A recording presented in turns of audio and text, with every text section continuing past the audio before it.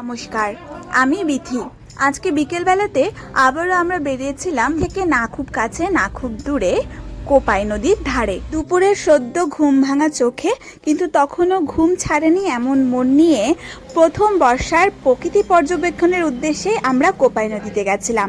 সারা বছর কোপাইকে নদী না মনে হলেও এই বর্ষায় কিন্তু কোপাই একেবারে ভরপুরা সতেজ নদী হয়ে ওঠে।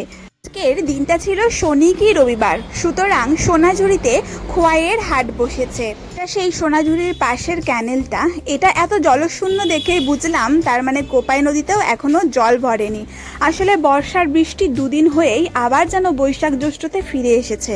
যেই দেখা মিলেছে সোনাঝুরির হাটের, অমনি মনটা বলেছে আর কোথাও যেতে হবে না, আমার হাটেই ফিরে আয়। কিন্তু না, লোভ সংবরণ করে আমরা অবশেষে কোপাই নদীর তীরে পৌঁছে গেছি। আর এখানেও ছোটখাটো বেশ মেলার মতন বসে। নদী থেকে ব্রিজটা দেখতে ভারী সুন্দর লাগে, আর তার থেকেও বেশি সুন্দর লাগে এই যে বহু মানুষেরা এসে নিজেদের মতন করে আনন্দ উপভোগ করে। কোপাই নদীতে সারা বছরই বহু মানুষ ঘুরতে আসে। সেটা যদি বাইরে থেকে পর্যটকেরাও আসে, তারাও কিন্তু এখানে এসে আনন্দ উপভোগ করে। এর মূল আকর্ষণ কি ঠিক তা আমার জানা নেই, তবে কবিগুরু রবীন্দ্রনাথ ঠাকুর এই নদীটিকে কেন্দ্র করেই লিখেছিলেন, আমাদের ছোট নদী চলে আঁকে বাঁকে, বৈশাখ মাসে তার হাঁটু জল থাকে, পার হয়ে যায় গরু পার হয় গাড়ি, দুই ধার উঁচু তার ঢালু তার পাড়ি। এটা কিন্তু কোপাই নদীকে কেন্দ্র করেই তিনি লেখাটি লিখেছিলেন। আর আমরাও আমাদের মতন করে আনন্দ উপভোগ করছিলাম, কখনো নদীর চরের ঘাসে বসে, কখনো বা তৈরি করা মাচায় বসে। সে যে কত রকমের গল্প, কত রকমের আনন্দ, ততক্ষণে ঘুমের ঘোরটা আমাদের একটু ছেড়ে এসছে। যে গাছের নিচে আমরা বসে আছি সেটা অনেকক্ষণ থেকেই আমার চেনা এবং কিছুটা অচেনা মনে হচ্ছিল, কিন্তু কিছুতেই মনে করতে পারছিলাম না গাছটা আসলে কোথায় দেখেছি। হঠাৎ মনে পড়ে গেল, এই ধরনের গাছের ডাল দিয়ে আমি যজ্ঞ করতে দেখেছি, মানে এটা জগ ডুমুর গাছের ডাল। দেখলামও তাই, ডুমুর ফলের মতন কত ফল ধরে আছে গাছের ওপরে, এবং গাছের নিচে পাকা ফলগুলো বিছিয়ে পড়ে আছে।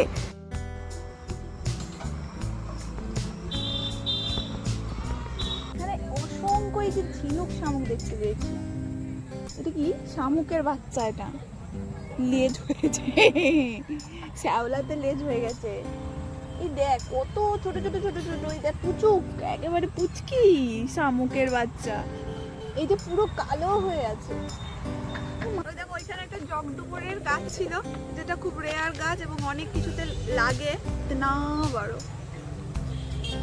আর নদীতে এইভাবে দেখলাম কত বই ফেলে রেখেছে, জানি না এর কারণ কি, তবে দেখে বেশ খারাপই লাগলো। অবশেষে নদীর এপার ওপার ঘুরে আমরা এসেছি এবার ব্রিজে ঘুরতে, যেখানে অনেক মানুষ থাকে ফটোশ্যুট করার জন্য। এখানে অনেক প্রি ওয়েডিং শ্যুট চলছিল এতক্ষণ, তার জন্য আমরা নিচে এদিক ওদিক ঘুরে অবশেষে এখানে এসেছি।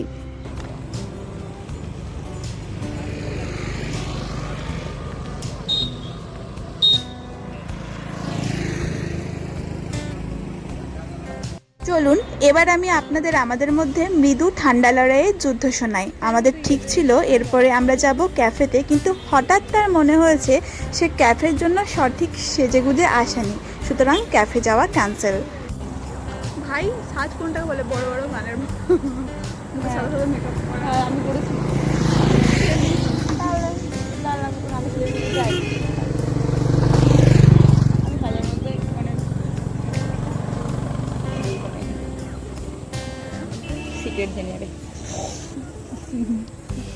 ঝগড়া করে আমাদের ঝাল মেটেনি, তার জন্য রতনপল্লিতে ঝাল ঝাল H2O-তে ফুচকা খেতে চলে এসেছি। আমার খাওয়া কমপ্লিট, আর তিনি এখনো খাচ্ছেন।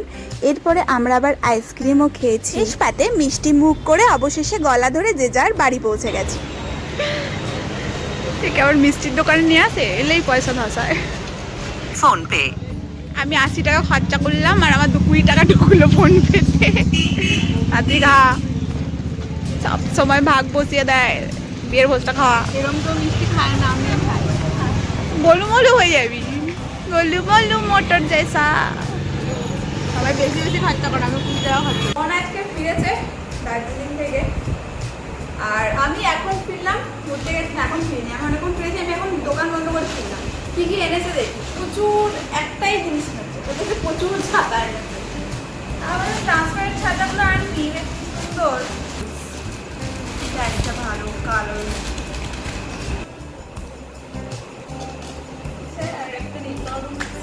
ছাতা, ওখানকার ছাতাগুলো একটু ভালো হয়, খুলতে পারে না, দেখিস তোর চোখে লেগে। সাইডটা দেখা, সাইডটা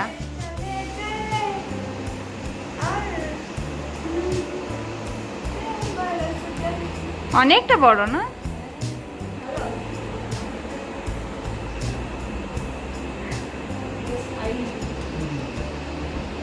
আমি একটু দেখি সুন্দর, কি বড় বড় ছাতাগুলো, দারুণ সুন্দর হয়েছে জিনিসগুলো। কোনটা ভালো লাগছে সেটা আমরা রাখবো। খাওয়া দাওয়া হচ্ছে পরে, প্রথমে হচ্ছে পোশাক, ভীষণ বেশি অ্যাট্রাকশন আমার। ভালো তো, কিন্তু সমস্যা হচ্ছে এটা আমার না তোমার, তোর। রেনবো আবার আজকে একদম এনার্জি নেই, এত বেশি অসুস্থ, সারাদিন শুয়ে আছে, ওঠেইনি, এই যে ওঠা করো না। হ্যালো, এইটা আমি ভাবছিলাম, এটা আমি খুঁজছিলাম। সবাই বলে না আমরা জমজ যতই ছোট বড় হই, বুঝে নিয়েছে আমার মনের ব্যাপারটা। এটা এরকম করে মাথায় যে বাঁধে পাহাড়িরা, সেটা ভালো, এটা দিয়ে একদিন আমার একটা রিলস হয়ে যাবে, খুব সুন্দর হয়েছে এটা। চলো একবারে। পাহাড়ের ম্যাগনেট কার জন্য গিফট, এই হলো ওর দার্জিলিং ট্যুর আর আমার জিনিসপত্র। প্রথমে কিনেছিস, ছোট মেয়ে রান্না করে দিয়েছে। সপ্তাহখানেক পর ওদের বাপ বিটির আবার সাক্ষাৎ, আর এসেই বাবার পছন্দের চাউমিন করে দিয়েছে। বাবা এটা খেতে খুব ভালোবাসে আর খুব খুশি হয়েছে উনি অনেকদিন পরে চোখের সামনে দেখতে পেয়ে। আর আমারও খুব খিদে পেয়েছে, আজকের ডিনারে আমিও চাউমিন খেয়ে নেব। Good night.